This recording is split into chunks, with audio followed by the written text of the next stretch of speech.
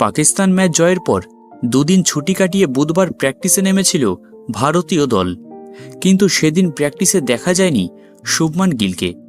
জানিয়ে জল্পনা শুরু হয়ে যায়। পরে জানা যায় অসুস্থ রয়েছেন শুভমান গিল, সেই কারণেই বুধবার প্র্যাকটিসে নামতে পারেননি। তারপরই চর্চা শুরু হয়ে যায়, তাহলে কি নিউজিল্যান্ডের বিরুদ্ধে খেলতে পারবেন না শুভমান গিল? বুধবার প্র্যাকটিসের পর বৃহস্পতিবার ছুটি ছিল ভারতীয় টিমের। গোটা টিম প্র্যাকটিস না করলেও সাপোর্ট স্টাফ ও থ্রোডাউন বিশেষজ্ঞকে নিয়ে একাই ব্যাটিং প্র্যাকটিস করলেন গিল। দেখে সুস্থই মনে হলো তারকা ব্যাটসম্যানকে। যদিও গিলের অসুস্থতা নিয়ে এখনও কোনো মুখ খোলেনি ভারতীয় টিম। শুক্রবার টিম ইন্ডিয়ার আবারও প্র্যাকটিস রয়েছে।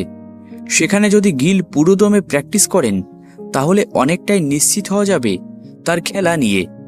প্রসঙ্গত, ওডিআই ক্রিকেটে বর্তমানে বিশ্বের 1 নম্বর ব্যাটসম্যান শুভমান গিল। ভারতীয় টিমের ভাইস ক্যাপ্টেনও তিনি। সবথেকে বড় কথা, স্বপ্নের ফর্মে রয়েছেন তিনি। নিউজিল্যান্ড ম্যাচে গিলকে স্বমহিমায় দেখার অপেক্ষায় কিন্তু সমস্ত ফ্যান্স।